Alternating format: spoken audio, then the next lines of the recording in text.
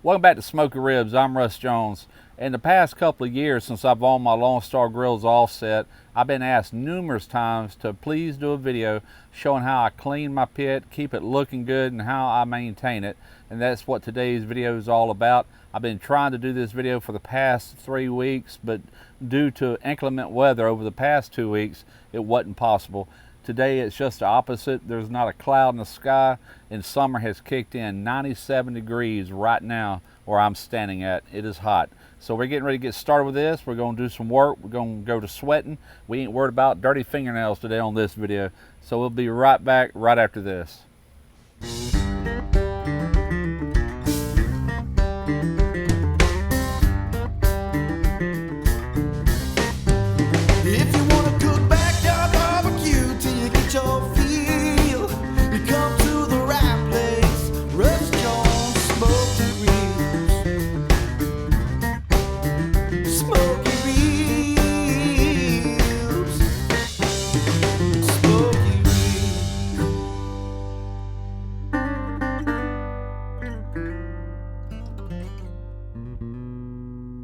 Alright, so I purposely did not clean the ash out of this last time I used it because I knew I was going to shoot this video.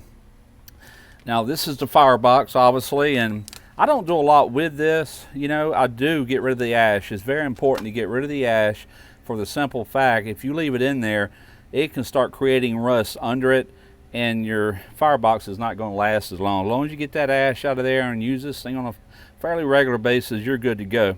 Now let me show you. Well, first off, let me back up. I did not get the ash pan with this offset when I purchased it. They do make that as an option. It slides in, catches your ash, you can remove it, dump your ash. So what I'm using instead is what they call an ash kicker. And this is just basically a real heavy aluminum foil. It's there it is there. It's called the ash kicker. There's 2 of them in this pack, and the way I'm using it, I can use the same one over and over again. And what it's really designed for is to put like on your grill grate inside of a Weber grill or any kind of grill really, and actually burn your charcoal right on top of it to make cleaning those grills very easy. Just lift it and dump your ash. But as you can see here, it has collected all of my ash, and I will simply just take this and I will fold it and I will dump it into a garbage can. Now let's say I was in the middle of a cook, and this happens every time on a real long cook. You see how it's all piled up in the middle. When you're burning that wood, a lot of times before you're even close to being through, that ash will come all the way up and kiss the bottom of this. That means you can easily reach in there and dump this. Make sure you dump it into like a metal wash tub or something, because it's still going to have fire in that ash. It's still going to have embers, but it's also handy for that, and it's very lightweight. That's what I like about it. Just grab it and dump it. So one of these stays in this pit, and like I said, I can use the same one over and over. I've got a little stack of these inside just in case, and I also figured this would go real good with my new Kamado, especially when I'm using the slow and sear, because the fire is burning in the slow and sear and all the ash is falling to the bottom. I could layer that right below it, and I would still get the airflow that I need. So that's something to think about if you don't have an ashtray. So you have hinges on your door for your firebox, and you also have hinges up here, the same type of hinges that's for your top here.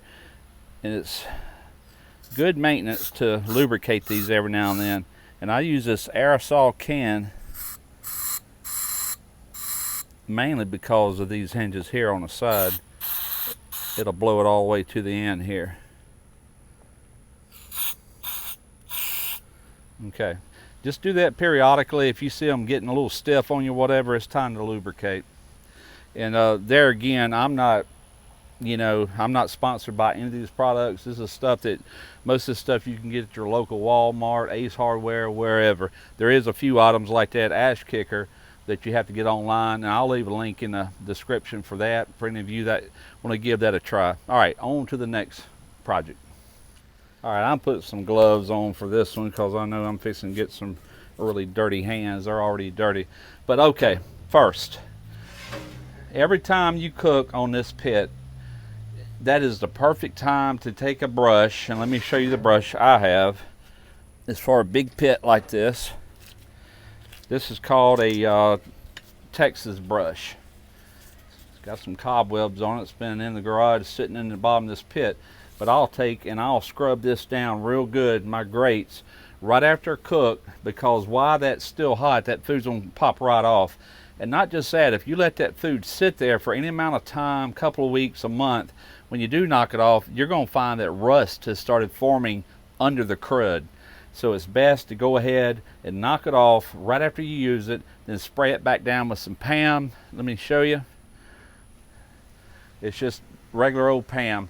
That is nothing but canola oil, but it's in a can to where it will spray. It'll apply much easier. So I'm gonna go ahead and remove these grates. And I purposely did not clean this pit at all, other than the grates, on the last cook. The reason I'm removing the grates is I'm getting ready to scrape this lid. If you'll look, that ain't nothing but pure carbon buildup. Now I still have a really good seasoning under that. You can see it. See how black that is? But this stuff is very loose, and every time you open and close, you could be knocking some of that off into your food. So I don't care what kind of grill you're using, anything with a lid will get carbon buildup. A Weber kettle, all of them will.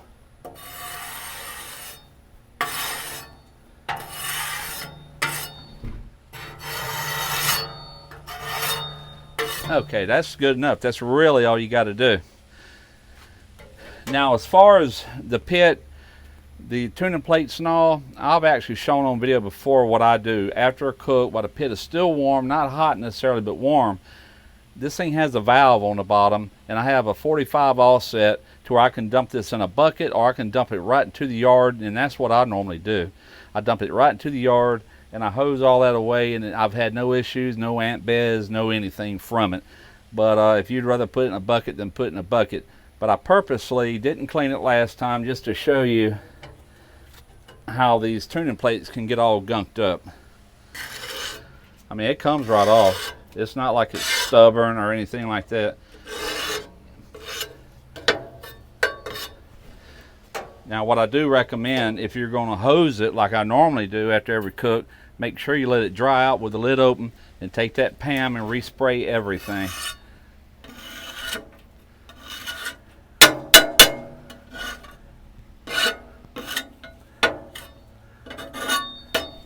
Now, if you look at the bottom, there's really not much there. You got a little bit of drippage off the side. No biggie. It's the side that is facing your food that everything drips down onto. That's what you got to clean off periodically. One more. This pit came with 3 tuning plates. There again, very easy.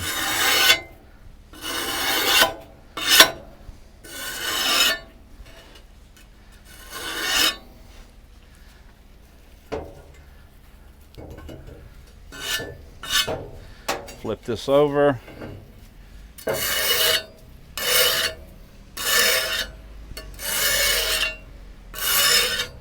And that's really all I'm going to do to the tuning plates.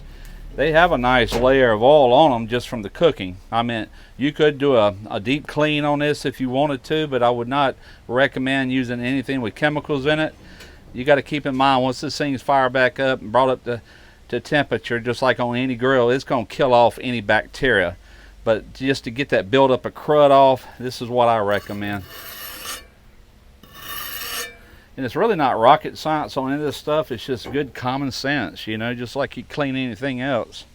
So how do I clean the pit? Okay, for the most part, I simply wipe it down. A lot of times I might take a detergent, like you wash dishes with, a little water, and actually wash it. But for the most part, I'll take a rag and I'll just wipe all the dust off of it. Now, when I run into something that's come in contact with food or grease or whatever, I normally reach and grab this Super Clean, and it takes things right off.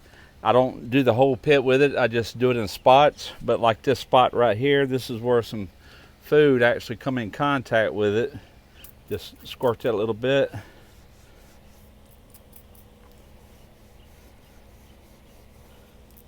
Problem gone. A little bit right there. Problem gone. I also seem to collect in here quite a bit. So I'll rub this in here, and it just makes short order of it. Comes right off. Gives you a nice slick surface behind that. Like I said, common sense. There's really, you know, it's just like cleaning anything else. Your choice of products might be different, but things that I've got that I know that works, I usually stick with it.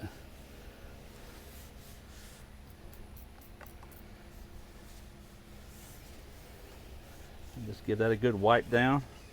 But for the most part, well, here's some food and stuff right here. Let me hit that a little bit. Little food particles there. Now, I normally don't use things like this inside the pit because it is chemicals.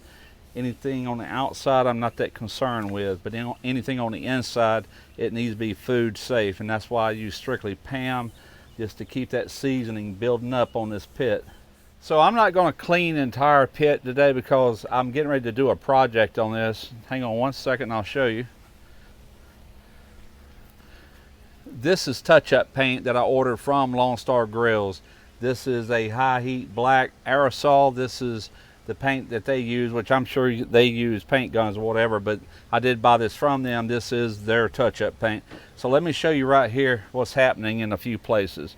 And this just started. This pit I've had over 2 years, and obviously I did have a little bit of paint blister here, and I've got some rust setting in.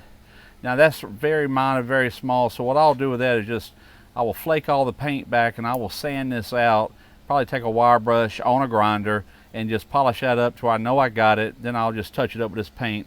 A few little spots, and I've been bad about laying logs up here to dry them out, and so I can expect to do this every couple of years. Not bad. There's a small one there, a small one there, and that's about it. Now let me show you here on the handle what happens on these stainless handles. They come off just like that, but as they work back and forth, it knocks that paint off, and you start getting a little rust in there. There again, that's not major at all. It's very minor, but I will take and remove that rust, spray paint it with this touch-up paint, then put my handles back on. Just because. A while back I had someone ask me how did I keep that stainless sign looking so new. Well, first off, it hadn't been on there that long. I think I've made 3 cooks since I've had it on with the offset, and I haven't had any heat discolor this whatsoever. So, but I do clean it. I got this Wyman stainless steel cleaner and polish, and I use this on that, and I also use it on my offset mini with that stainless door. Got this at Walmart. Not a sponsored video. It's just stuff I actually use. So let me put a little dab on here and show you. Got a few little spots right in this area. I just spray that on there, and it polishes right up. Really good stuff. Gets rid of fingerprints. It gets rid of anything. So if you got stainless on any of your grills, this is a highly recommended thing to use for that. Cleans right up.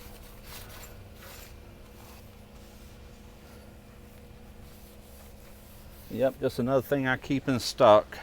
Okay, I don't have them in place right now. Matter of fact, I brought them in the kitchen, and I'm just going to wash them in the sink. And that's the grill grates that I added to this here a while back.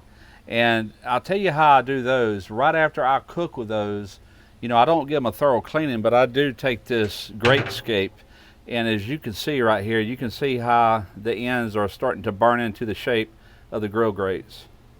And that just scrapes that crud right off of the actual surface that the food comes in contact with. And once they get crudded up enough, of course, I'll run a round wire brush up through the channels, and I try to get all that out of there. But after each cook, I do use this also. Just another little tip there. I've heard of people actually using vegetable oil, a combination of vegetable oil and water, PAM, whatever, to apply to their paint on the outside. I don't do that because PAM is a vegetable type oil. It's a canola oil, and in my experience with that, first off, it kind of goes rancid and it gets that smell to it, but once you apply that heat to it, it gets sticky. You know, it's a lot like on the inside of this pit. That's fine on the inside, but I don't want all that on the outside of my pit. So probably not every cook I don't do that, but on a fairly regular basis, I'll take cutting board oil. This is Boo's Block cutting board oil. There again, not sponsored. I do have a booze block, so I have the oil. But what I found out, this is actually referred to as a mystery oil. And some that you'll purchase are called mineral oils, but I just apply a little bit and I rub that in. And the cool thing about it is it gives it a really nice shine. It helps protect that paint, especially if yours is living outdoors. My pit just happens to live in a garage, so that's one reason I don't do this a lot, but I will occasionally do it. And when the whole pit is shining like this thing looks brand spanking new.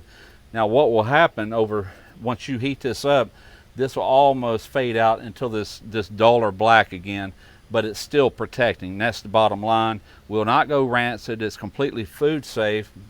Not that it matters on the outside, but the biggest thing is it don't get sticky and it don't get tacky. That's what I use, and now you know. Now another product that I have here, and it's not really for this particular cooker, but it's for like my Webers and other cookers that get the grates really crudded up. And this is a chemical. It's made by Easy Off, but it's a grill cleaner. You know, you've heard of their oven cleaners. Now that is a chemical. So if you use this, make sure you rinse all that off thoroughly. Give it a good wipe down, rinse it again, because it is chemical based. But I just want to show you that I do in fact use this every now and then on certain things. So that's basically how I clean a pit, my pit here. And if you got any better ideas, please share them with me. This is how I do it. And what I'm going to do right now is I'm going to go ahead and roll this over here across the driveway and turn this drain out over the grass. And I'm going to go ahead and put some water in this, a little detergent. We're going to clean this pit out and let it flush out, hose it off real good. Going to leave the lid open. It's a real sunny day. Going to let it dry out. And then from there, I'm going to spray Pam all on the inside. We're going to put the tuning plates back in. I might hit them with a little bit of Pam. Don't know. They don't really need it. They're scraped off pretty good. Like I said, if you don't like the way I did that, if you want to really deep clean it, you certainly can. But there's nothing that the temperature of this pit's not going to kill off once it gets back to temp. So I don't obsess over that too much. I just try to minimize the buildup for the most part. So I hope this has helped out some of you that requested this video, and I hope you got some kind of use out of it. And on the next video, we'll be back to cooking recipes. So until then, smoke your ribs.